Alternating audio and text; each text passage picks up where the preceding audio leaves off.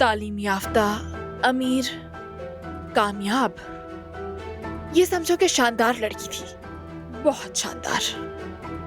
अरे फराद तो उससे शादी करने वाला था, इसलिए तो मैं तुम्हें देखकर हैरान हुई कि उसने तुमसे शादी कर ली। तुम में ऐसा क्या देख लिया, मुझे ये बात समझ नहीं आई अब तक। समझ रही हो ना मैं क्या कहना चाह रही हूँ?